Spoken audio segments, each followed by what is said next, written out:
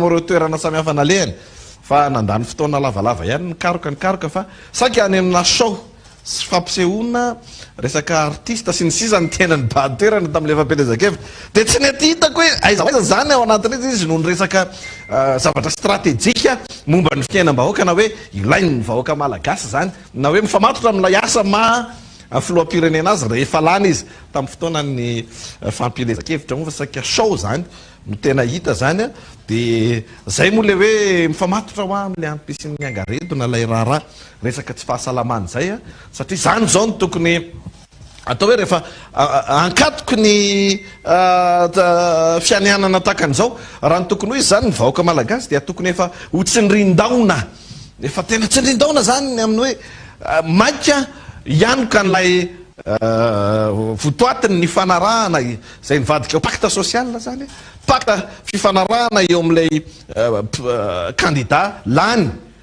amin'ilay vahoaka izay nampandany azy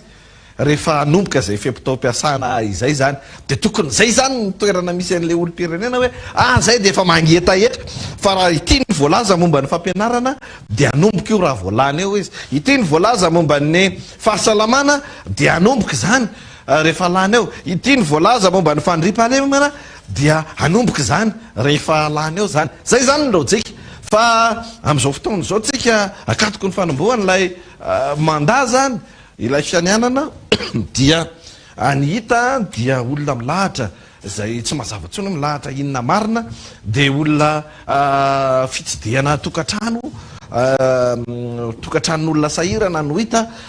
am'izao fotoana zao de karazana serasera sy communication samihafa de le olo-pirenena manao ny asany andavanandro de efa hoe de efa ahoana moa fa de efa miambitsika hoe ahoana sy ahoana ny fandehany fa de atao aloha zay tanany ihany koanina de tsy misy an'le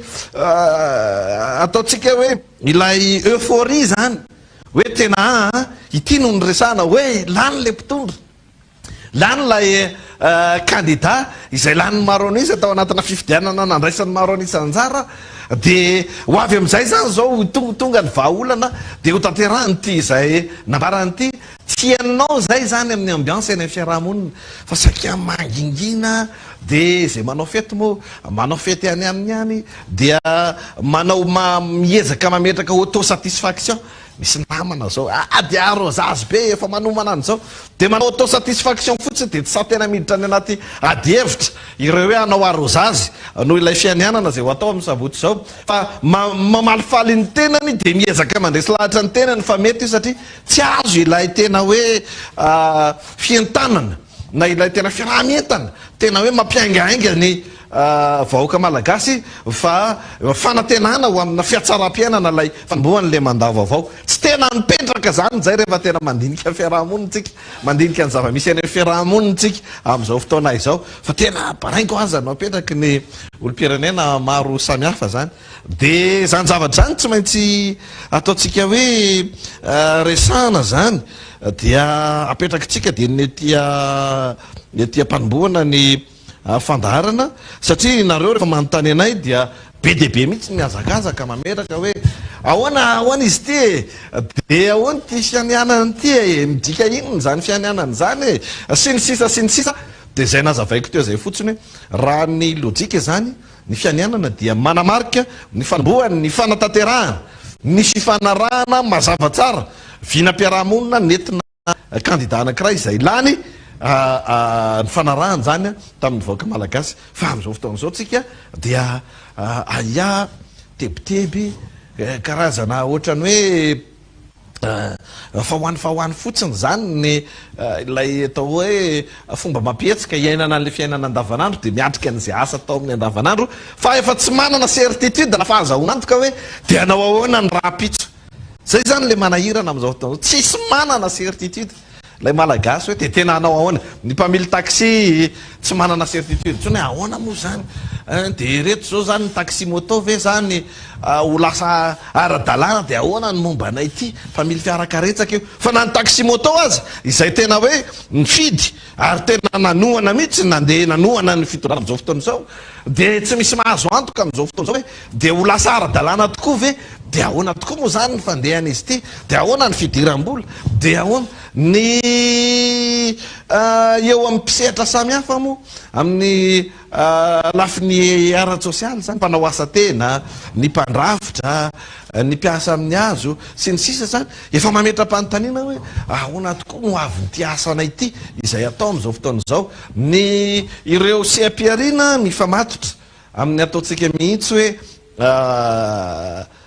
entana farana avy any ivelany toy ny resaka vy, ny resaka PPN sy ny sisa, de miantona ihany koa ao anatin'izay hoe ahoana sy ahoana ny fandehany re any ambadika any amin'ny hoe isiny réajustement zany, na ny mety fikitihana ny vidin'ny solika mandeha zany resaka zany any ambadika any am'izao fotoan'izao. De ahoana tokoa raha izany no mitranga, inona ny politika mpanjakana, satria rehefa mitazana hoe inona ny fanarahana ilay mpitondra izay anao fianenana amin'ny vahoaka, dia tsy de tena misy mahavaly an'izany tsony am'izao fotoan'izao. Tamin'ny taona 2018 de nisy nahavaly an'izany resaka hoe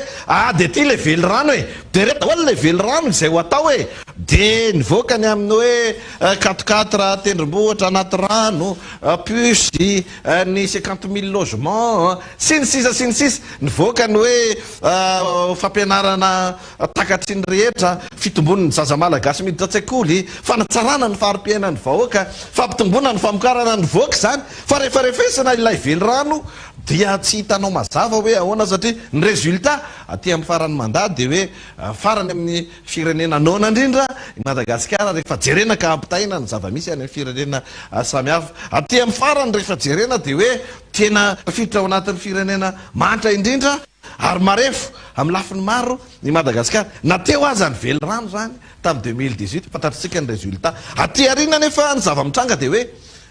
tsy hitanao zany hoe inona no vinao sarangotana na inona lay pacte ny fanarahana tamin'le mpitondra anao an'le fianianana, fa de hoe lany izy de lany fotsiny am'izao tamin'ny fifidianana iny dia anao fianianana de hitondra an'le firenena. De raha vao mieritreritra zany ny ray mpianakaviana na ny reny mpianakaviana farany taona moa zany zao de manao bilan, fa ny fiandohan'ny taona ihany koa dia fametrahana tanjona hotratrarina mandritra ny taona, de mba ho an'ny mieritreritra zany hoe mba andeha hanangana orinasa amin'ny taona io. De tsy mahazo antokany hoe inona moa zany politika mpanjakana momba ny fananganana orinasa zany, raha mba te anana ny orinasa ny tena tao anatin'ny vinanyity filoha anao fianianany ity ve ny anamora ny fandraran'ny malagasy sa tsy, de tsisy mahavaly an'izany fanontaniana zany rehefa tena mieritreritra an'izany. Raha indra mbola any amin'ny banky de mba nisy vina ve hoe tena anangana banky tena malagasy anampin'ny tantsaha malagasy sa reto banky commercial vahiny, banky commercial frantsay reto mbola ifeny voly. De ahoana moa zany ho an'ireo izay mieritreritra hoe anana an'izany, anao an'izany projection zany, tsisy ninina azo atao zany hoe de tena ahoana ny amin'ny taona ho avy io ho anahy atao tokantranoko ity, za maharay mpianakaviana, za reny mpianakaviana, za mananjanaka mba te hanana ny orinasako. De toy ny ahoana no mba ho tatsoriky ny fanjakana ho am'zany, de inona no mba anjara tokony anampian'ny fanjakana am'zany. Tsisy ninina azo resahana androany mikasika an'izany e, tsisy ninina azo resahana androany mikasika izany. Raha mahenontsika mahitany amin'ny hoe ny gilet jaune tamin'ny fotoan'androny dia niazakazaka nidinan-dalambe, nanao ady sisika, nanao ady sotolona mihitsy momba ny hoe tena atsarao ny condition samihafa sy ny fepetra ho an'ny biantitra,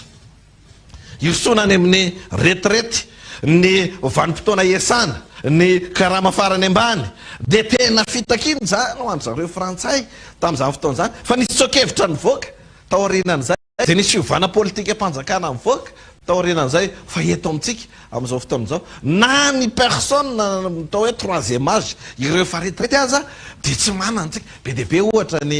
ray aman-dreny niasa be tamin'ny fahatanorany, tena tsingon'olomboly, fa rehefa sahirana izy dia miaratsy ny kalitao-piainana, tsy afaka mitsabo tena, tsy afaka manao ninina akory, mimantra mangataka kely 5 000, mangataka kely 2,000 isak'izay mahita an'izao olona fatapatatra rehetrarehetra zao. Ray aman-dreny tena niasa nefa zany, fa tsisy adevitra momba an'izany, zany hoe raha mientoraka amin'ny ho avy zany na miezaka mijery hoe ahoana ny amin'ny heritaona mba hanangana orinasa sa ahoana, sy mijery ny amin'ny avy raha izao politika mpanjakana fomba hita tanàna firenena zao ahoana no fitsinjovana an'ireo biantitra ara-tsosialy, de tsisy mahavaly an'izany androany eto amin'ny tany republikan'ny Madagasikara hoe mba ahoana tokoa moa ny fanarahany mpitondra tamin'ny vahoaka amin'ny fanatsarana an'izany lafa zany hoe isika zany am'izao fotoana zao dia saka any am resaka safimorona ny varina, any am resaka manjelanjelatra, any am resaka mamirapiratra, any am resaka vaolana eo no eo, ilay ambany maso, ilay hitandroany, fa tsisy tena mahatsapa tsoniny amin'ny hoe ahoana ny raha-pitso sy raha afaka pitso dia ahoana lay raha-pirenena zany. Kanefa ironie ao anatin'ilay izy de hoe misy fianianana ho ataona filohana repoblika. Vanimpotoana tena tokony ampivezivezy mihitsy ho an'ireo mpombazo ohatra ny fireharehanany amin'ny hoe de tena ilamina amin'izay ny zao andeha zao satria zahay vahoaka malagasy de nifidy de nametraka azy teo de ity zany ny fanatsarana ny fiainanay izay azo antoka fa andeha araka izay, fa tsisy mahazo antoka ninninina fa de hoe misy an'izay fotsiny a de atrehana zany a ilay tontolo andro. Io zao ny zavatra antranga ry ataontsika hoe matière réflexion tena zaraina amintsika mihitsy am'izao fotoana izao maritana an'izay hoe tena bizarre ty fanombohana mandat anankiray ty, tsy arak'ilay noheverina fa tokony ho izy ty fanombohana mandat indray mandeha teto firenena ity, hafa kely mihitsy ity raharaha ity ny any amin'ny forme sisisa azontsika mbola resahana hoe tena lanonana malagasy ve ny tena ho atao eo, républicaine marina ve ny tena atao eo, tena mbola hitataratra eo anatin'le lanonana fianianana amin'ny sabotsy zao ve ilay fiandrianam-pirenena sa efa tena hoe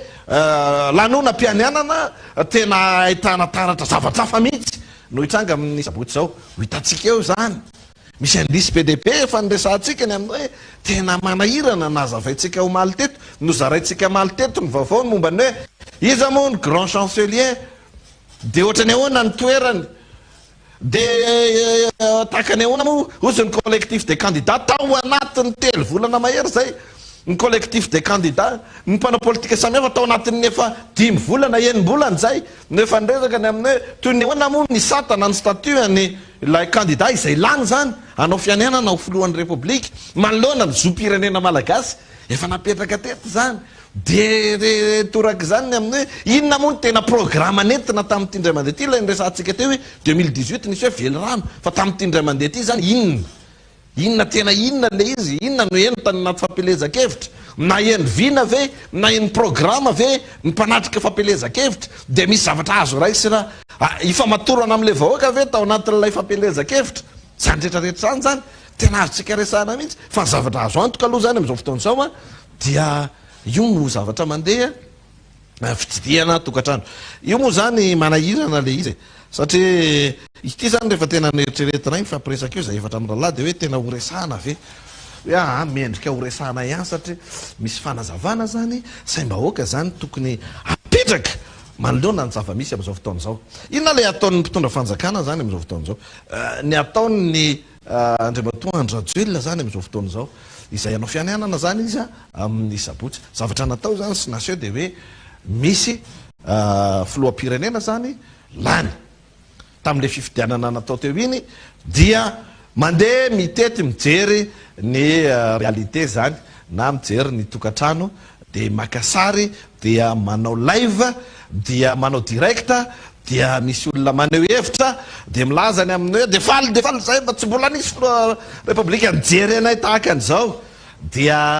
zay zany le izy dia milaza fa hoe mitondra fahazavana zany dia manaparitaka an'izany sary zany dia mampisehoany amin'ny hoe dia manatona ny olona dia akaiky ny olona sahirana de mahita sy mahafantatra le réalité iainan'ny olona sahirana. Zay zany lay sary mandeha am'izao fotoana zao. Voalohany aloha tena entsika ato anatin'ny famakafakana mihitsy ary ambaratsika mazavany amin'ny hoe tsy misy maharatsy an'izany raha misy olona anankiray mandeha miresaka sy mijery ny fahasahiranan'ny olona dia milaza fa hitondra vahaolana zany zany a ny fifanampian'ny mpiarabelona de zava-dehibe zany fa nizy zany izy afaka manao an'izany na fikambanana mpanao asa soa na fiangonana na olo-tsotra na iza moa le zaka kely any efa ampianarina mizara arak'izay kely ela-tanana rehefa farany taona krismasy taom-baovao tahaka an'izao de manao boatin-drakitra kely izy dia misy ampahany amin'iny de mba fianoany dada sineny an'izay nigotehany ny andrombinany kely ao zany isan'andro isan'andro de mba fianoany dada sineny de mba mividy bonbon sy ny sisy de rehefa tonga ny noely dia azarina ny amin'ny hoe ndao tsika mba hijery an'ireo mpiray tanin-drazana sahirana de sady ampianarina an'le ankizy hoe mitovy daholo ny olombelona na hoe samihafa aza ny farim-piainany noho ny zava-misy iainany. Rehefa olombelona de olombelona de oetana mihitsy le boakely zany efa fitaizana napetraka ny vady zany ohatra ampanetretena no izarana an'izany dia zarina mizary izy, zarina mizary tsy ny krismasy ihany fa mivanim-potoana rehetra izay ahafahana mizary, ahafahana mifandray amin'ny olona rehetra zany a, dia zarina n'izany ny ankizy. Zany hoe ilay fandehanana mijery n'lay tokatrano zany tsy olana mihitsy zany. So mantsy misy mandika vilana indray hoe inona moa ny problème amin'izany, indrindrindrindra zany ireo izay efa tena hoe pomba raikitra na ireo karazan'olona izay efa nanidy ny sainy tsy ahita afa-tsy zay ekeny homana ihany. Misy mantsy karazan'olona reo le hoe ny fanatika mbola mety hoe fanatika fa misy karazan'olona zany efa tena tsy haiko moa nisy fokajina azy fa tena zay mihitsy nisy idiny ny sainy de tsy te halala ninninina izy fa izay ekeny marina ihany no tereno marina ao anatin'ny lohany eo. De sarotra be zany no miresaka na miady hevitra amin'ireny olona reny de aza vaintsika ihany zay hoe tsy any amin'ilay endrika hoe misy olona ray mijery fahantrano ny olona anankiray de manampy an'iny olona iny no olana, tsy olana zay amin'ny maha olona. Fa rehefa mandinika kosa ianao zany ao anatin'izay hoe misy réalité teto efa niainan'ny malagasy ny 20 taona any maro ary ny andraikitra eo an-tsorika zany kofolohan'ny repoblika zany de firenena ary no entiny zany filohan'ny repoblika zany te tsy vahaolana tapimaso raha ny fenitra zany fa tena programme politika mpanjakana no taritiny zany.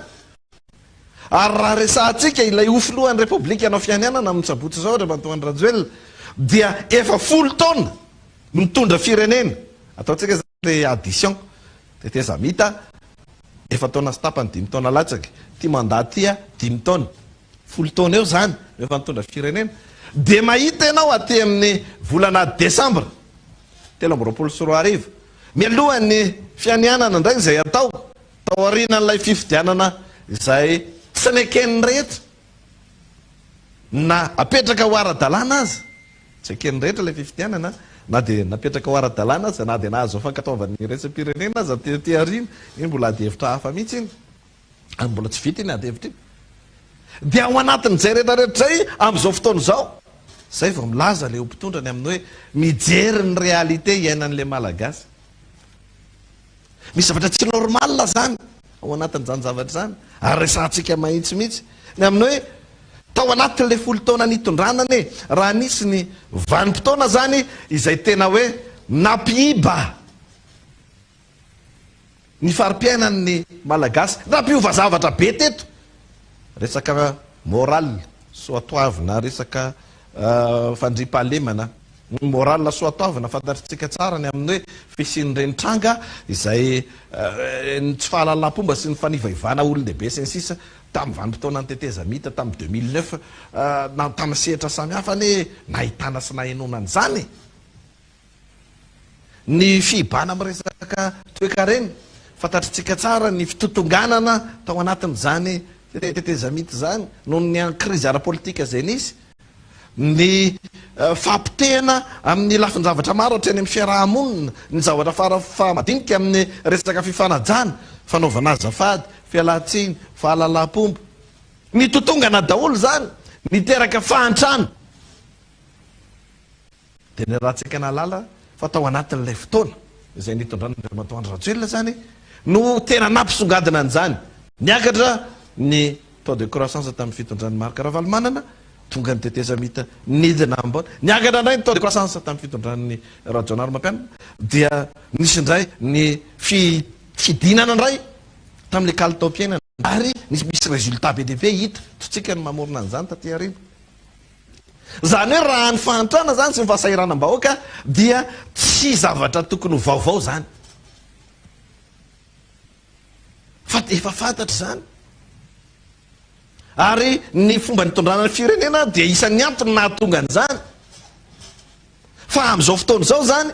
dia anaovana serasera le izy, anaovana communication le izy hoe misy vahoaka sahirana dia ity afa midina mandeha mijery an'ilay vahoaka sahirana. de eo zany no manahirana ihany ao anatin'le raharaha satria zay moa le nresantsika tany ampanomboana ny fandarantsika teo ny aminy hoe inona moa no andrasana amin'n'ilay amin'ny mpitondra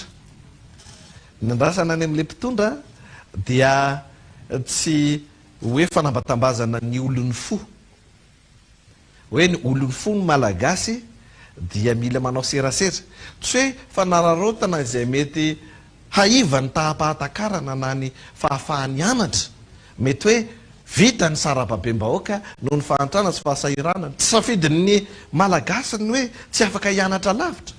tsy safidiny malagasy ny hoe io no farim-piainany hoe miaina ao anaty trano hazo izy dia mampalahelo izy rehefa miakatra ny rano dia feny bobongolo ao tsy safidy zany fa misy rafim-piarahamonina rafitra ara-politika manomevahana an'izany dia ny tompona ndraikitra amin'ny fanapahan-kevitra momba ny rafitra ara-piarahamonina sy ny rafitra ara-politika ny mpitondra dia raha efa nitondra teo tao anatin'ny 10 taona zany dia mazava ho azy mahalala sy mahita ary mahafantatra hoe ohatrany ahoana zany réalité iainan'le vahoaka fa tsy hoe zao ianao ny hanao communication andeha hidina any atokantrano dia andeha hiditra any anelakelan-trano dia entina ilazana fa hoe mijery ny vahoaka sahirana sy manitra dia eo zany tsika mila mandinika an'izany rehetrarehetra hoe zokiarifidy efa hitanareo le lohany zokiarifidy am'le sola be iny moa na mirapiratra be izy niditra plato teo dia efa eo izy io namana junien eo ary etsika hitenena an'izany hoe misy sary ohatran'ireny zany izay tena tsy maintsy hitaritatsika ny adevitra ahafantaran'ny olom-pirenena manavaka tsara hoe ohatrany ahoana ny anjara ndraikitra andrasana am'izany filoam-pirenena zany izany tokony ho endriky ny fitondrana fanjakana zany reny ve ny endriky ny fitondrana fanjakana dia ohatrany ahoana ny hoe mety zaratandrifona ndraikitra sahan'ny olona mpanao asasoa fikambanana toy ny pera pedro na ny akamaso na ny ireo fikambanany masera mpanao an'izany na ny olotsotra tsara sitrapo avy any ivelany any zavatra samy hafa zany tsy mitovy fa hitatsika zany araka le nambara tany am-panomboana teo hoe koa satria tsy tena misy resaka vinam-piarahamonina zany mampiavaka nyty mandaha manaraka ity tsy de tena hita zany adevitra zany tamin'ny fampelezan-kevitra ohatra tsy misy oatra ny vely rano tamin'ny 2018 tsony tamin'ity 2023 ty ka hoe ireo no jerena sy ny sisa dia reny zany no fanomboana n'lay karazana mandaha opération de charme karazana manipulation zany amin'ny resaka fanaovana politika izay mahomby loha tsy tokony mamenatra ny tena zany mahomby satria tena be deaibe malagasy zany mahitany aminy hoe izay mihitsy ny tokony ataon'ny mpitondra ka mpitondra ny tena tokony hiditra ty aminay mihitsy dia ny filoam-pirenena zany mihitsy ny tokony midina isaky ny elakelatrano dia mijery fiainana isa-tokantrano e impiry moa tsika tety nitondra fanazavana hoe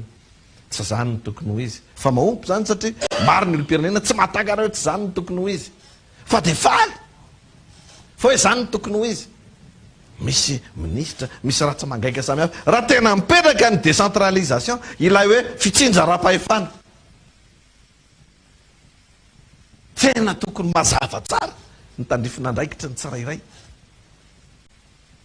de tokony mazava tsara ny politika mpanjakana ny andrasana zany amin'ny fitondram-panjakana de hoe ny politika mpanjakana entina miatrika ny ady amin'ny fahantrana de io tsy zavatra hoe hozarainao ny labzi de misy azavana hozarainao ny kitay de misy afo mirehatra de hozarainao ny jiro mandeha amin'ny hery-masoandro ale jiro kely ny tenen'ny zokiarifidy teto ny vidiny tamin'ny omaly de hoe misy fampandrosoana tsy zany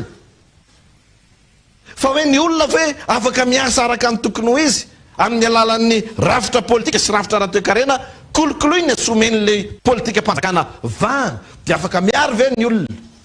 afaka mitady fola ve ny olona afaka mianatra ve ny olona afaka mitsabo tena ve ny olona araka ny tokony ho izy zany politika mpanjakana mamaly an'izany tsy anjaran'ny fanjakana na ny mpitondra na ny filoam-pirenena no miditra maka ny toerany mpanao asasoka manolotolotra zavatra mora manolotolotra zavatra mandeha ho azy am'izao de zay le ambaratsika hoe tsy maintsy manazava ny saim-bahoaka zany tsika manoloana n'le zava-misy eto amin'ny firenena mba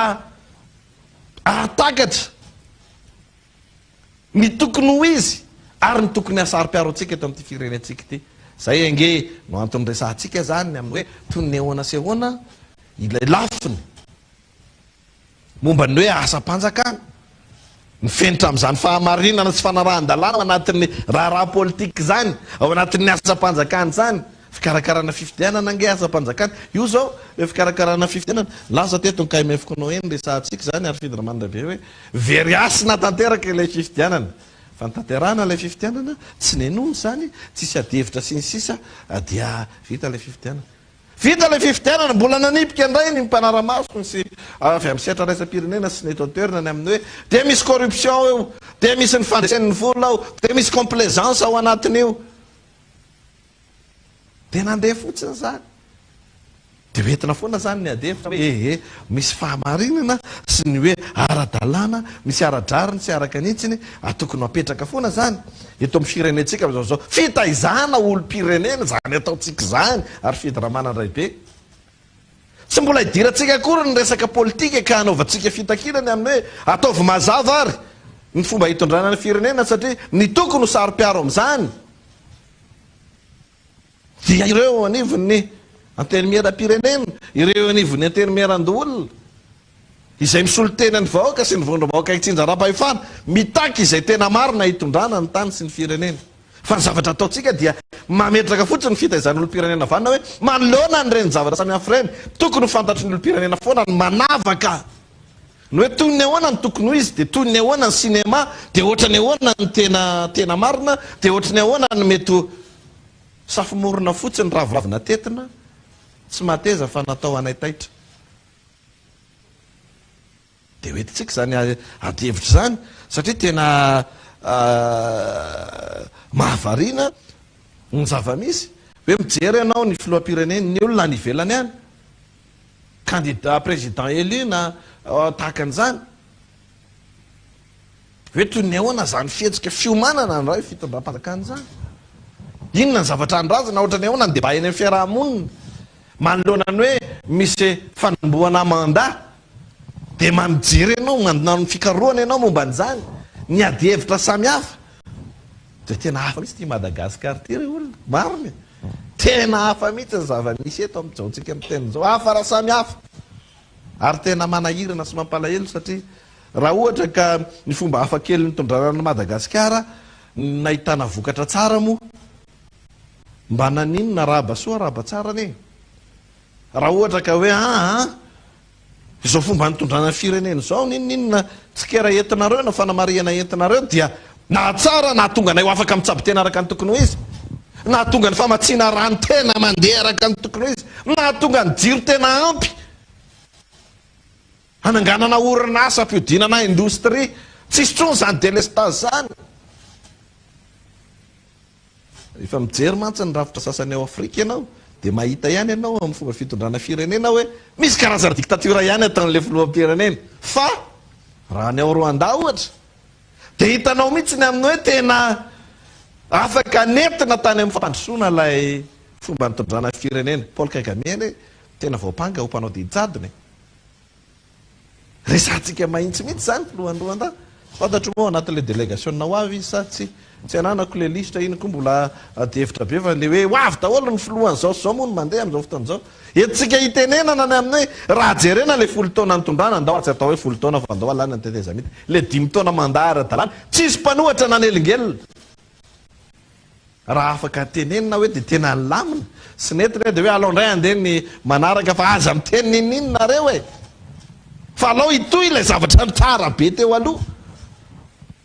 fa amin'izao fotoan'izao tsika tsy afaka mitenena zany taremarika samihafa tsika mamorona azy azo apetraka eto ambony latabatra fa dia reny zany no zava-misy sy ny zava-mitranga dia hoe tsika zany fitaizana olo-pirenena vaniny zany famakafakana ataotsika zany ilay olo-pirenena zany hoentina debataina apetraka amin'ny toeran'ny olona afaka mandanjalanja fa tsy olona zay mionona fotsiny aminay zay zavatra kelikely na zavatra moramora zaraina aminy fitenitsika matetika moa ny hoe fanesonany ny fanomezana vary raiky tapo e ho an'ny tokantrano anankiray e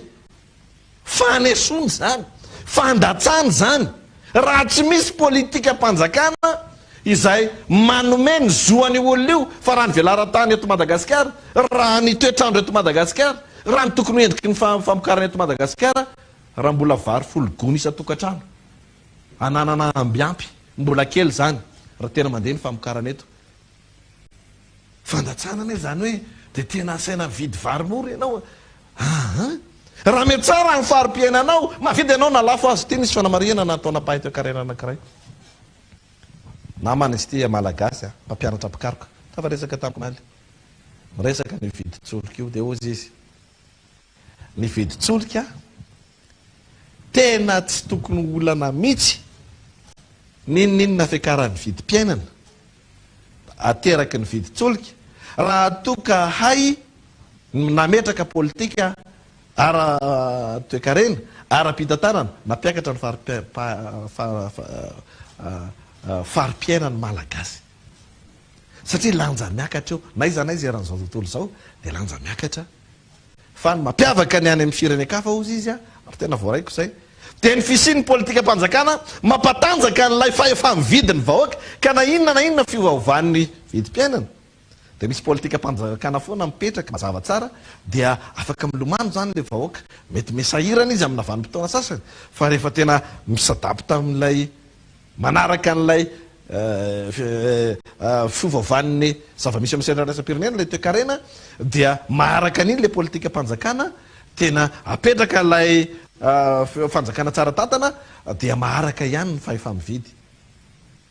efa tena dineko le izy de ozy hoe zay mihiny andrasana amin'ny fanjakana tsy ny anao miracle akory fa na mimetraka politika mifanandrefy am'izany ka izay ve ny zava-misy am'izao fotoana zao hita taratra ve ny politika mifanandrefy amin'ny hoe anao ahoana ny mandaha manaraka sisa fa dia zay moa zava-mitranga de hoe tsika zany famakaka an'izany ifanampiana ao anatin'ny fanakarana ny zava-misy mba ahafahany tsirairay mandanjalana sokopiary fidira manandray be efa eto ianao zay efa lasa lavidavitra kely satria tsy maintsy nyresaka n'iny lafiny iny ho fanampiana ny vahoaka malagasy miaraba zoky eto plateau miarabanao na manenikaja rakoto manatso miaraba atsika menakavy mpanaraka ny fandarany mirary fahasalamana feno ho an'ny zandry akamo faniry no ny aretina vokatsy ny avizanana ny stress ny azakazaka nanjo azy faible mipady akamo mila fanampina miaraba ny namana sy izay nanao adidy ratsy any amin'iny faritsy ny vakina karatra iny mirary soa azy avita ny adidy ratsy ary ho tavaverina soa eto amin'ny tanàna indray iara hiatrika an'ity tantara mangy ty fa 24 ny volana Desambra 2024 raha atao zany ny kady tsotsotsa de afaka 10 andro ny krismasy le rehetra mba mikozy aminareo fa à l'époque tamin'ny andronay zany hoe 24 andro 10 andro mialohan'ny krismasy zany fa efa mivolompety fety be tena Madagasikara iray manontolo mivolompety de mety anotandray ny sasany hoe inona ny lokon'ny fety raha mijery zao nareo de ny eny amin'ny tanynarina sy manodidina ihany ny tena manjelanjelatra sy mamirapiratra fa ny isa tokantranony malagasy ankoatrareo zarena ampola de manjombona gagako mifampiresaka tamin'ireo mpikarakara lanonana teto andrenivohitra Antananarivo sy Madagasikara manontolo mihitsy fa hoe presque tapitra nofoanana ny lanonana fiarabana ny taom-baovao sy fanaovam-beloma ty taona ity ny eritreretina hokasaina amin'ny Saint Sylvestre sy tranany raika tepolo volana Desambra izao de fa ina ny antony de ny antony de tsotra voalohany aloha primo matahotra korotana ny mpikarakara lanonana Ary secondo faharoa de hoe tsy ampy ny fahefa mividin'ny malagasy a ny vidim-piainana miakatra raha mpiakatra n'le tarifa anaovana n'le fampisehoana ny tena kelikely finoana atongavan'ny olona ampidina tarifa nefa ny tena ho perte plus tuta io a de aloha mihitsy nanapa-kevitra hoe stop eo aloha aloha hiajo varim-potoana manaraka eritrereto hoe zany zava-misy zany zany hoe asa mieritreritsika menakavy fa itsika menakavy nataony tokatranontsika irery no tratran'ity fahasahiranana tena mianjady miatra manainy ity fa hatsamile nieritreretitsika reny hoe olona mpikarakara lanonana sy tadika manam-boly zany manana fitaovana sy nyrehetsirehetra zany fa rehefa ohatra ka tsy manana vola entina miatsika ny fitemandanona nataonao ny vahoaka na inona vola eo ampelan-tanany mpikarakara lanonana sy ny fitaovana eo ampelan-tanany rehefa tsy afaka manatsika ny vahoaka de tsy miditra ny sosy a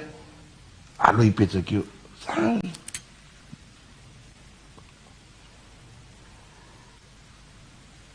Roa arivo sy 4 ariary vidin'ny sosisy 4 ariary ny vidin'ny henakisoa sy nin'omby 4 confety io de mieritreritra ny tena fa hoe mety ao 4 confety any nisiny io fa mety hivadika io rehefa madedika eny fety de aveo na iny tena fa hoe miamena nisan'ny omby amito amin'ny tanàna ohatra nylefa manondrana honitsika de miena miakatra vidin'ny hena fa tsy ola zany satria mihena koa ny vidy satria tsy matakatra n'le fiakarany vidikely zany rehetrarehetra zany tsy misy olona midina eny an-dalambe akory zany rehetrarehetra zany tsy misy olona hoe nandeha mivazavaza akory zany rehetrarehetra zany tsy misy olona hoe mitabataba akory fa comme d'habitude ozy Michel Sardou toy ny mahazatra tao anatin'ny 5 taona ny ainan'ny malagasy de fa izay le izy fiainana miakatra vidim-piainana miakatra fa efa mividy midina zay ny ainandra malagasy tsy fisian'asa fikatonana orinasa efa nijoro fandroana mpiasa efa niasa mpianatra efa nianatra niverina eny an-dalambe indray ny eny an-dalambe nampidirina ponja ny any amponja navoaka androba sy anao dahalo zay le fiainandra malagasy de zao resiko kely ny teny namana eny kazarakoto manatso teo raha ny tantara ny tenany ny dégradation flagrante ny fitotongan'ny farim-piainan'ny vahoaka malagasy tao anatin'ity fitondram-panjakana ity sy ny tsy fananany vahoaka malagasy espoir na de lueur d'espoir raha ny majoporopo kely hoe misy zavatra mamiratra tazana misy zavatra mbo mamiratra tazana any am'ilay 420 sy 4 na le 2024 ny fiainana teneko tsara ty le rehetra ny fiainanao anatin'ny fahasahiranana efa zaky zany a mahazaty zany a zakanay zany ry le rony ozy mpandakama rabozotry ny ekipany ny fisamborana sy ny fiantsonana mpanao gazety sy ny raha matahora zakanay zany ry le rony ozy na ny eo amin'ny OGM na ny tsy eo amin'ny OGM na ny fédération-ny mpanao gazety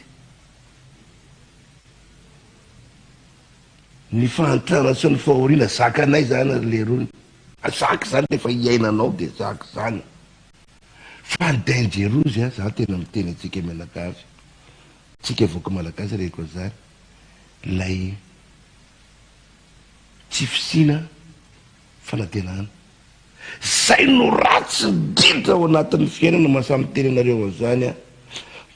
ozy ny teny soratra masina ary no irain'ny mpanao tononkira sy ny tolokalo zany hoe raha mbola misy koa ny fanantenana raha mbola misy koa ny fanantenana de mbola hijoro ny tena mbola ravoravo ny fana fa ny tsy fisinitra ny fanantenana izay ny ratsy indrindra ao anatin'le fiainana ka rehefa mijery ianao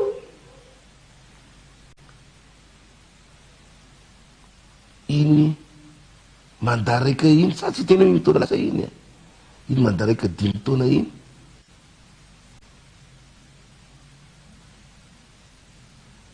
ny fampanantenana tamin'izany fotoana izany natao de eo no mampanjavozavo sy tanteraka ny omety avoky ny ampitso ho an'le vahoaka malagasy ina ny anton'izay so ny anton'izay aloako sitsika zava tsara eto resaka aloha ilamina de aloha izy izy zao mantsy vadian'le tantarako nareo vadian'izy io taorinan'ny talohan'ny nitondrany ny foloandro rajoelona tamin'ny taona 1970 tao anatin'ny propagande nataony de promesse be da be ny nameny promesse zany fampanantenana zany fampanantenana ary raha fampanantenana no fampanantenana fotsiny tsy de problème fa tena mivelesana rano mihitsy nanaovana vely rano zany vely rano zany le retsy ohatran'ny hoe voady zany hoe raha tsy tanterako sany tena mba hivelesako rano mihitsy zany ny olona rehefa manao vely rano zay de tonga de mangina ny retsaretra tapitra tsy tsy hoe fin de l'épisode io na suivre fa tonga de fin tanteraka mihitsy zanako ary meganina kely efa malala zany 4 ans tapitsy papa ozy fa voy dessin animé an'izay tsy ta papa be le soratra hoe fin de fahita papa miakatsy le soratra tenenao zany izy mbola hijery ty film ty papa fa rehefa aveo anao mijery dessin animé andrasany ary manjy ny ankizy ataka ny vahoaka malagasy manjy ny ankizy maritra ny ankizy rehefa tsara taiza aloha en condition koa zay drasany amizay iny soratra fin iny de andrasany amizay misy le soratra miakatra tapitry papa ozy anandray zao tsisy azonao teneneny nanao komay fa tonga de bon menazy ny télécommande de za tsizy ary etondray ny indri fa atsika amizao fotoana namanikajy arak' zany nambary zany promesse be da be ny nandeha vely rano be da be ny nandeha misy 13 misy an'le vely rano raha tsy diso a amizao fotoana zany raha hipetsaka amin'ny fanontaniana io aiza avy a ireo vely rano reo tena nahoana sy nahoana ny tena fandehany sarotrarotro ary ny tena fanontaniana apetsako amin'ny olona tokony ametsaka fanontaniana zany resy de tena manontany tena hoe nisy fifidianana teto Madagasikara teto de nisy candidat zany nanohatra ny fitondram-panjakana io matoy izy nyrotsaka zany de hoe bon manolotra ny fitondram-panjakana io izy na inona ny tenena fa fanontaniana mipetsaka amiko jusqu'à maintenant mbola tsy azahoako valiny de hoe fa naninona no tsy mipetaka ny fanontaniana ny amin'io aiza ho aiza moa hibrigué mandat vaovao ndray ianao ty manaraka aiza ho aiza no mikasika ireo fampanantenana nataonao teo aloha saza tena manontany tena hoe naninona ny tsy nisy zany tao hoe alohan'ny akanao mandat vaovao aloha kosa raha misea de mba tatarao aminay aloha fandehany hoe nanao anaby a le fampanantenana nomenao a tam'le teo aloha fa amin'ny fomba ahoana moa nafahanao aka mandava voatojopilina be nefa le teo aloha raha mbola tsisy tanteraka ao akory le fampanantenana amenao tsy nametsaka za fanontania zany nefa tsy sarotra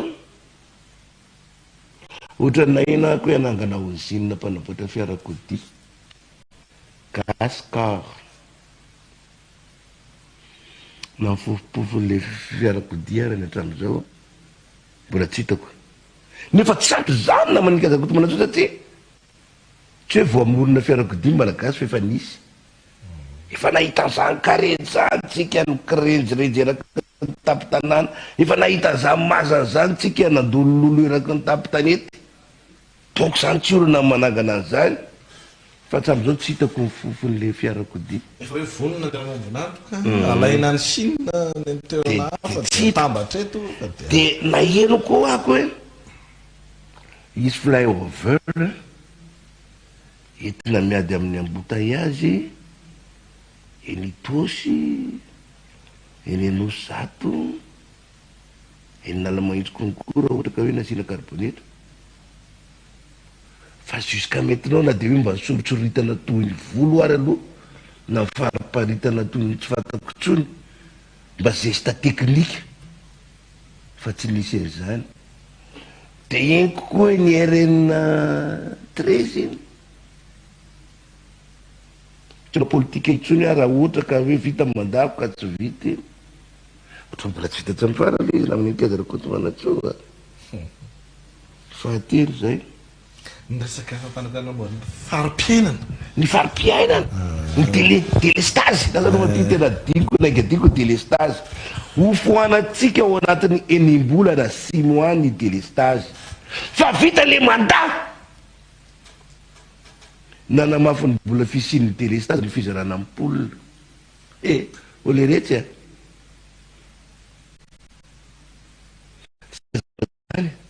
fizarana ampoule ny fanafoana de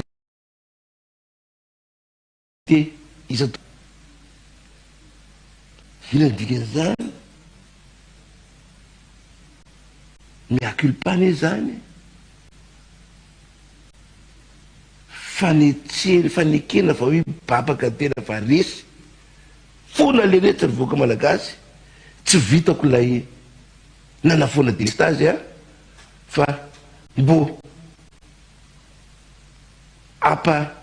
tsaratsara farim-piainanareo de alao amponina mandeha masoandro no zaraina aminareo fa aveo le amponina mandeha masoandro no zaraina noho ny tsy fahafahana mandrefa le délestage ny lasa tahaka ny reare ao anatin'ilay firenena zany tsy sy manontanytsony hoe am'ty fety ty afaka hividy vorona ve afaka hividy sakafo ampy ve afaka madika an'le trano boritra mba ho trano azo ve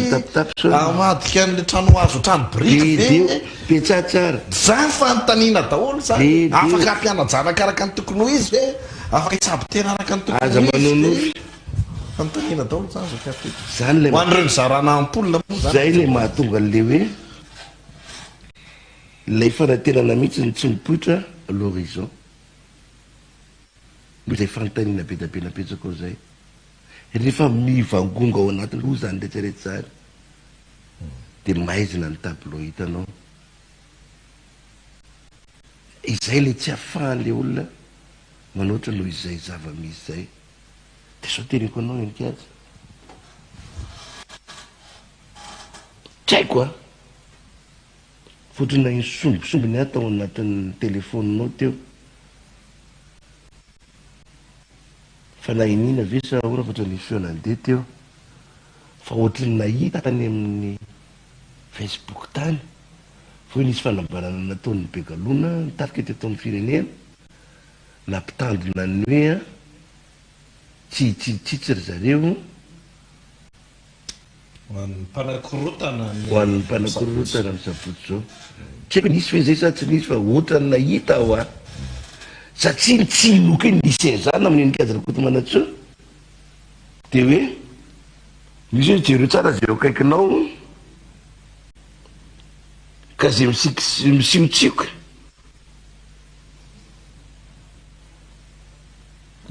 tamin'ny propagande tena nisy zany ve tamin'ny propagande nisy an'izay le tsy adiloko le toerana fa nisy niorakoraka tao anatin'izay non tsy tamin'ny propagande ka ny sipaka malanto rakotomavo no nanontany tena nametsaka zay tao anatin'ny FB androany hoe mba jereo kely hoe ny véracité an'ity ty zavatry ty fa sao de masoko ny tsy mahita tsara hoe possible be izy tokony a ny farabarana tahaka zany hoe raha masony akaikinao sao de misiotsika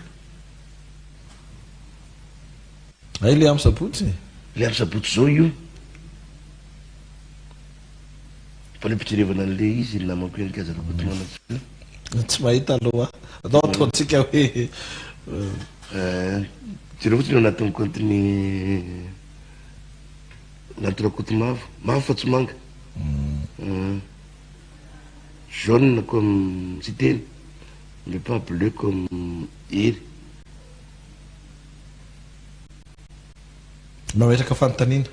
resaka tsy fantany zay farasana tsy ny vavana tiany lela io izany tokoa ny misy de tsy fantako tsony hoe inona no etsona ny ty firenena malagasy ty so mantsy namana enikazy rahakotomanatso tselatsela fa tamin'ny 24 ny volana jolay lasa teo 14 juillet 2023 raha nanao matso lehibe teo amin'ny Champs-Élysées mandalo amin'iny statue de la liberté sy ny arc de triomphe iny arc de triomphe marimarina kokoa ny tafika frantsay de misy moa ny mpitazana amin'ny sisiny arabe ny tsareo tsy anaty kianja motarika ny filoha frantsay de ny filoha frantsay no mandeha amin'iny fa avy eo nisy fotoana le filoha frantsay a midina ka nanantona an'le retola reto fa misy raha matoa efa nahazo azy taona orakoraka siotsioka be mihitsy tamin'iny nandeha ny teny maloto nandeha ny orakoraka ny ompany ray manontolo fa nisy raha matoa tena mifanatsika amin'ny filohampirenena frantsay Macron Emmanuel ny tena de tonga de nolazay ny tena hoe taopony hoe ianao tsisy ilavana anao ianao ohatra zao ianao makatsa makaroatra zao de nieno lay filoha Macron sady nitsikitsiky de lasa nandeha tsy nisy hoe rehefa nandeha kelikely le filoha Macron de nisy le aramila na zandary nyzakazaka mivena naka le ramatoa zany moa tsy vahita eto Madagasikara mialatsiny amin'ny tantanareo azany eto Madagasikara mandeha le président république amin'ny tomobiliny ka misy olona manompo na fiatsika amin'ny tanana na fiatsika hafafa amin'ny tanana fa nisan'izay tantara zay tokoa de mandeha aloha iny cortège iny obligé fa rehefa avy eo a miverina le manaraka le cortège maka le olona io izy le nanao fiatsika tamin'ny tanana hafafa teo na izy le nanao patelo zany hoe tegaga mametsaka fantanina am'izao fotoana hoe na nisy marina zany a de inconcevable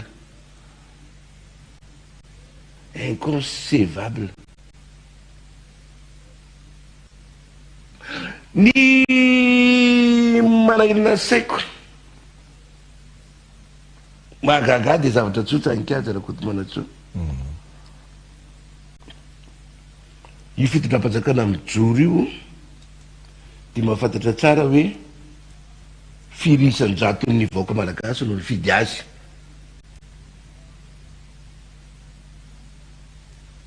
raha ny vahoaka malagasy miresahana raha mavahoaka malagasy a 30 tapitrisa de roa tapitrisa no nifidy azy a de tsy haiko hoe firisan-jato zay fa raha ny candidat mpifidy ny olo-pirenena mpifidy raiky amby folo tapitrisa roa tapitrisa nifidy azy de tokony ahatsapa zany ianao fa raha roa tapitrisa nifidy anao a ka misy sivy tapitrisa tsy nifidy anao de tsy ahagaga raha ohatra ka isy olona tsy ho faly aminao tsy agaga raha ohatra ka isy olona isiotsioko anao, ary tsy agaga raha ohatra ka isy olona hotezitra aminao, dia tsy tokony agaga anao ihany koa ny toy ny tantara ao anatin'ilay firenena raha ohatra ka vo miamy mipetsaka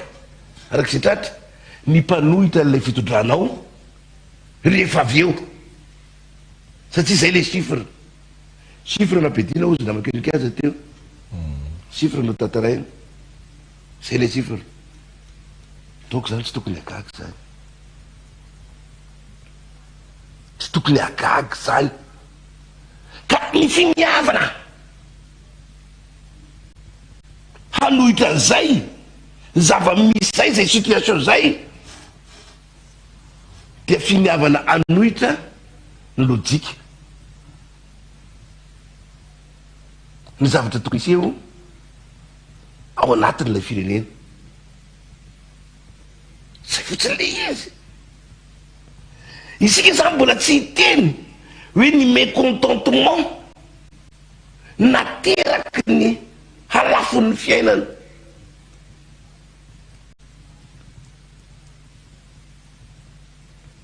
nateraky ny tsy fahazakana itsony ny tsy fisihana azy, ny fandroahana any ampiasana, fandroahana any ampianarana sy ny sisa, fa mijanona fotsiny tsika le mécontentement tao anatiny io fifidianana io, ka nahatonga ny atsasa manila mahery ny olona tokony hifidy majorité absolue selon Jean-Jacques Rousseau, ty tsy nandeha mifidy zay le izy namana nikajana manatso tsy azo hidivirana zany, tsy mahagaga zany, ninona fiezahana tao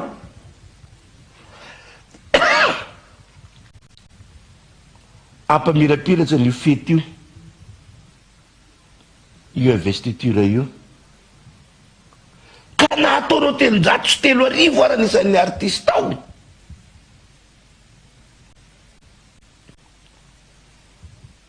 ka nao zarainao saina daholo ary ny olona rehetra tonga ao,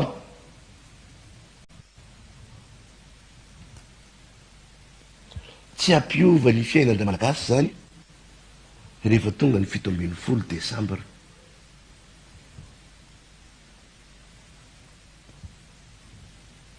Ary ty misy zavatra anankiray tiako amarana anazy na amin'ny enikady rakotomanatso,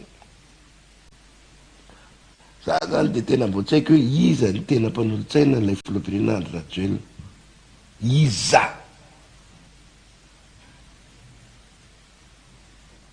fa dia tena manala baraka le président ny république vaovao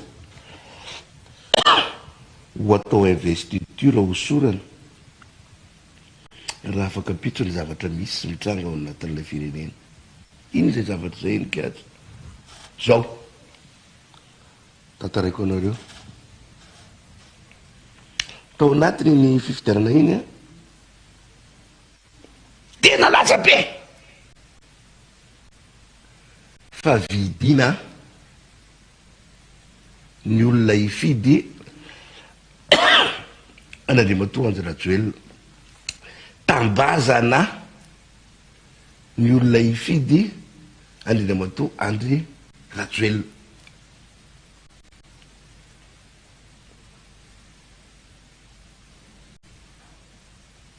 Dia niezaka nanao démenti nandany zany ny tao anatin'ny fitondram-panjakana tsy mpanohana ny Andriamatoa Andry Rajoelina. Dia rehefa niseho le tany tamatavy tantaraiky zavatsy nareo za le manday io tsy de mety aminahiko io, vandovandy io tsy tiako io, ny ahy tonga de cause la verte de toneko io dolodolo. Dia rehefa nitsanga ny tany atao masina tany, reto olona be da be lahatra hoe manomboka maraina efa 3 jours zay lahatra teto ka zay lahatra teto, mahina ataonareo mandiny drala, tsy avokanjare dralanay, Ia tena responsable aminanjy izy io fa zay prometiavana nomena carte kely toy ty le carte kely ty membre dia bakeo zay hoe mipromotiavana fa mahazo drala de io zay mandiniky eto tsy mbola nahazo drala za moa rehefa misy zavatra mitsango tsara reny de alevako any am'ireny akamako ao anatin'ny fitondram-panjakana mba jereo ihany tony le rehetra de olona maromaro nandefasako azy tao anatin'ny fitondram-panjakana tao nisy ministre nandefasako tao ministre Pierre Holder nisy olo mavambahoaka nakamako ao Lanto Rakotomanga zany hoe io mihitsy no transféreko tamin'io zavatra avany Toamasina io nadefasako ihany koa ny SGP ny présidence fa ninamaly azy zany a de niteny mihitsy hoe tsy marina io iary fidy a de nisy olombavambahoaka Lanto Rakotomanga bon tsy marina zany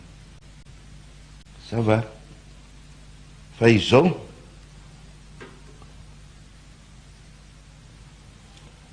rehefa vita le fifidianana nambaratsika teo hoe bino ny lahatra nanao aniny fa tao anatin'io de nampanantena ny président républicain raha hoe latanindrony naleny ary zany kosa aloha de marina ary niarina hita zany fa rehefa lasosoa izy a de isy ny fizarana n'io inona io ty jiro io zay ny antsona hoe promesse tsy hoe rehefa lany sosoa de ho atsaraiko ny fiainanareo tsy hoe rehefa lany sosoa de ho tanterahako ny velirano nataoko taminareo omeko jiro ianareo zay le hoe fanambazana ny terme ampiasana zay amin'ny teny malagasy officialy tambazana ny tambazana dia mitovitika amin'ny hoe vidiny misandaina zany le zavatra anankiray raha mameana antyna mivatonao de omeko anao ty zavatsy ty takalo zany à l'époque tamin'ny androny alina mpimerina sy ny klika sy ny klakany fa rehefa lany tokoa le président de république de am'izao le raha itenenatsika zao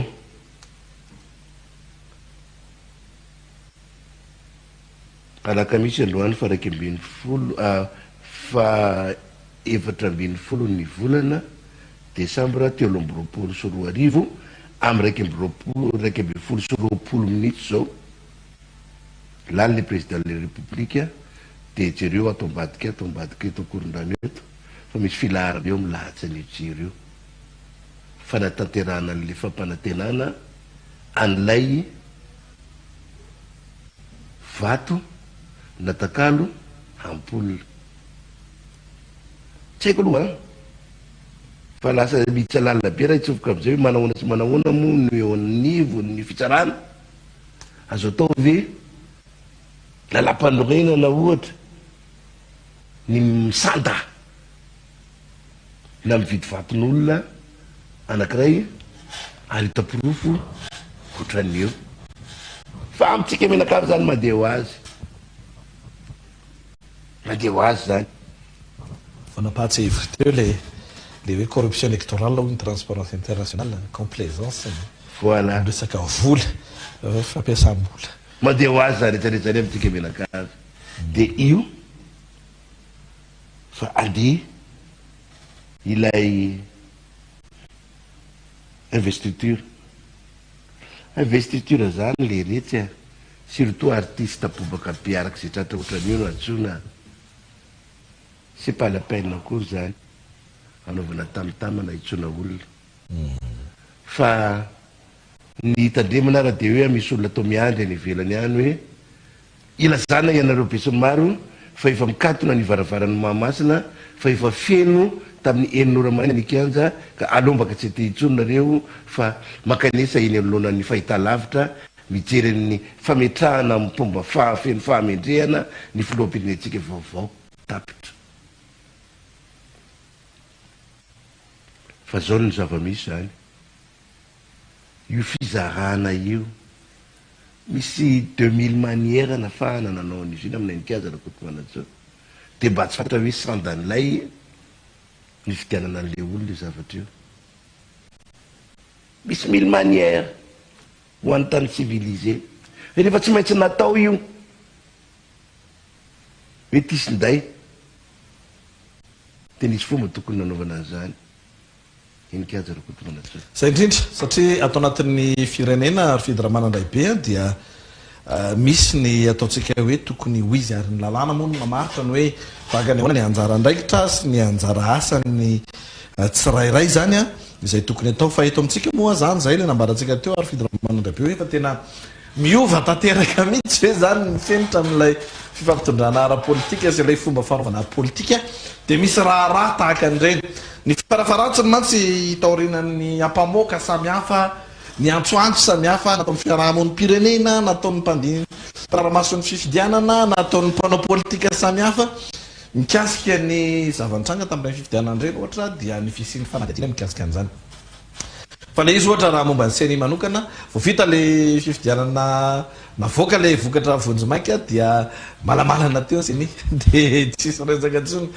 vita ny famohana ny vokatra ofisialy dia malamalana teo ny tsisy resaka intsony dia vita ndray zany io zany zao no ataondray io ny investiture dia zay zany le izy dia ilay pratika samihafa zany ireo rehetra nambara zany hoe misy zavatra ohatran'izao ane tahaka an'izao sy tahaka an'izao ane tokony ho jerena dia zay le tenenantsika hoe misy continuation ihany ny zava-mitranga eto amin'ny firenena rehefa jerena ry fidiramana ndraibe satria raha ohatra ka noresantsika tamin'iny mandahinina pahatsahivinao teo ny hoe ahoana daholo aiza daholo ny toy andreny raharaha samihafa reny izay tamin'ny heritona efa nisy nanontany ve hoe dia ahoana ny resaka raharaha mikasika re-pirenena ahoana ireo raharaha na ina resaka fitatana mbola mpanjakana ny SMMC ohatra aiza ho aiza ny drafitra mikasika ny jirama ny hermad ahoana sy ahoana ny fitantanam-bola momba ny volan'ny covid reny raharaha reny dia ahoana sy ahoana ny raharaha-pitsarana momba ny zao sy zao be de be dia ahoana ny toyan'ilay raharaha namoizanain'olona tary dia nain'olona fa isan-quête parlementaire ijoro momba ny zao dia ahoana sy ahoana raha ohatra zany renretrarehetra reny maheveritsika hoe tokony ao anatina bilan dia ny fahanginana na ny tsy fitohizany reny raharaha reny zany fahanginana ny sehatra samihafa manoloana ny reny raharaha reny dia ilazantsika an'izay hoe zay zany no mitohy amin'izao fotaon'izao satria ahina mihitsy zany ny amin'izao tena pratika politika nahitana fandresena zany satria manoloana n'izany zava-misy rehetrarehetra zany ninona mety tsikeranetiny mpanao gazety mety fampatsahivana nataony fiarahamon'ny pirenena ninona mety tsikera sy fanamariana fandombany databatra nataony mpanao politika ninona fijoroan'ny collectif de candidat nilazany ambaran'izy ireo fa tsy ara-dalàna sy ny sisa rehefa mandeha ny fotoana dia ohatra hoe mandeha daholo ihany zany rehetrarehetra zany tsy misy toyany daholo ihany zany rehetrarehetra zany dia rehefa mandinikitsika ary fidiramana ndraibe hoe iny aza vita amin'izao dia maika fa izay zavatra ho avy manaraka eo dia ozytsika hoe zay zany le continuation zavatra hitohy ary ahina tena izay fitohizan'izay ahina azo vahany satria ny farafahakely ny fidiramana ndraibe eo zao tsika mahenony amin'ny hoe dia iroso amin'ny fanoloana prime ministre satria dia ho tanterahana amin'ny faraparavolona desambra roa am'roapolo desambra lamba sasany ny fotoana anaovam-beloma na mety hoe hifarana zany ny fitaom-piasany ny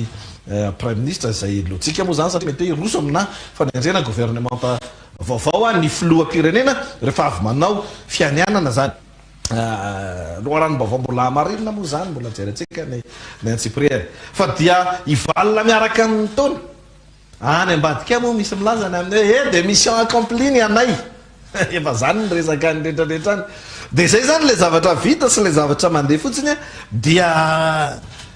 hiditra ndray amina mandamanaraka zany tsy misy fanontaniana hatrampanao gazety vahiny azy ange ny RFI ohatra efa nametra-panontaniana mihitsy hoe sans rendre de compte ozy izy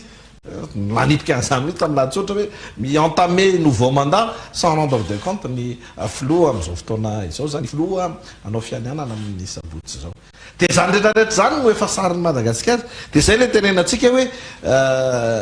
ahoana zany no toyany nisy fanontaniana maro samihafa moa tsika teo ary fidiramana ndraibe ilay ny tena mafy amin'ny asantsika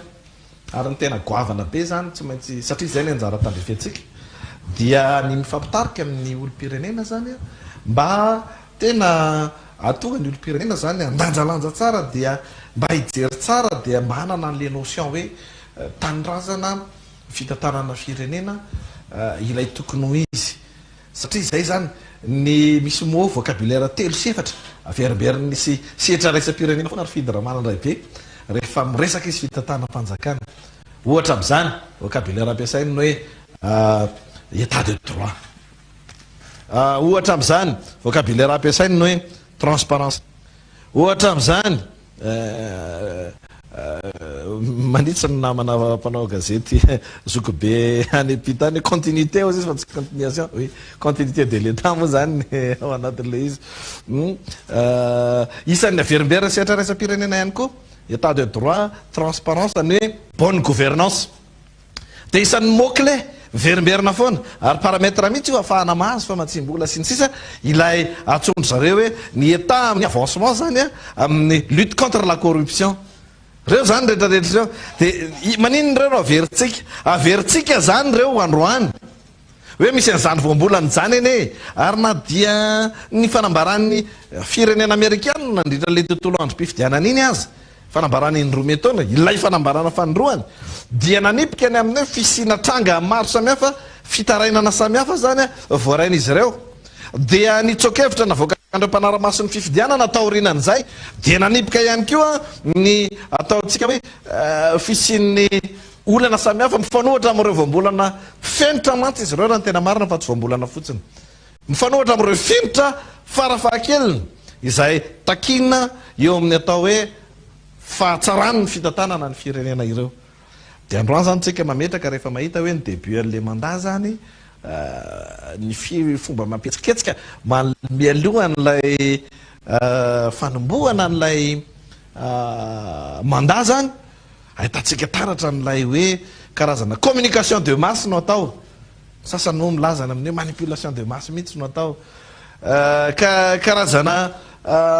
ataotsika mihitsy hoe ilay serasera fivoizana antserasera ny maha hoe akaiky ny olona sahirana n'le mpitondra dia everitsika fa anjara ndraikitra sy anjara didy ny mampatsiaha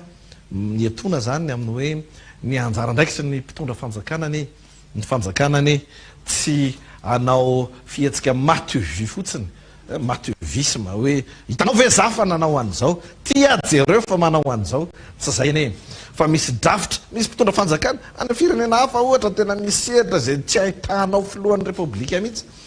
ohatra hoe mandeha mitokana sekoly anankiray mety tsisy lohan'ny repoblika mihitsy mandeha hitanao mitokana anjara antony de tsotra efa mandeha mipetraka tsara ny rafitra raha-pitantanana raha-panjakana amin'ny alalan'ny fahatsaran'ny fitantanana ny volam-bahoaka amin'ny alalan'ny vola miditra avy ao anatiny ny etra sy ny taverim-bidy isan-karazany zay tantanany rafi-panjakana de mivadika ho sekoly de rehefa tokanana zany le sekoly de raha raha laybe mitanàna sy le vahoaka nandovolo ilaybe mitanàna ny tantanan'le vola no mitokana an'izany tsy mila ilaina kory hoe iny fa mirehare le fitondram-panjakana fa nahavita azy satria fanaovana sekoly arazana bahoaka dia farafakeliny amin'ny anjara andraikitra takina amin'ny fanjakana de ohatr'izany koa ny fanamboarana lalam-pirenena raha ny tena marina ny zavatra tena atao amin'ny anaran'ny vahoaka malagasy amin'ny alalan'ny vola azo na indramina na omena na fanomezana azo avy amin'ny anaran'ny vahoaka malagasy zany de tahakatahaka an'izay de tsika zany am'izao fotoan'izao mametra-panontaniana rehefa mahita hoe tena misy communication be atao amin'ny alafinjavatra tahaka an'ireny hoe dia atao hita fa zao vao mijery ny fahasahiranana sy ny fahantrano ny vahoaka malagasy ny mpitondra sy ny mpitantana de tsika moa zany amin'ny adidy sy ny andraikitra eto amin'ity firenena ity de tsy maintsy mametraka an'izany adihevitra zany ho an'ny olo-pirenena samihafa zany dia misy teboka samihafa iveritsika fa tokony horesahana atao anatin'ny fandaharana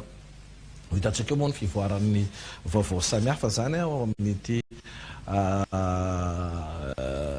faraparany herinandro ty mikasika ny antsipriany zany rehetra izany omalitsika teto dia manipika ny amin'ny hoe hafa mihitsy ny fanombohan'ny mandat amin'n'ity indray mandeha ty tany amin'ny lafiny politika kokoa androantsika dia nanipika ny amin'ny hoe tena misy zavatra azo tarafina ihany keo manoloana zamboany manda zany amin'ity indray mandeha ity dia misy zava-miseho zay tanataratra hoe karazana aona moa ny andikaikony hoe amadoe zany fanambatambazana karazana ohatrany hoe fanehoana zany amin'ny vahoaka malagasy ny hoe tahaka izao ny fijerena lafiny sosialy sisa dia fakafakaitsika zany resantsika zany mba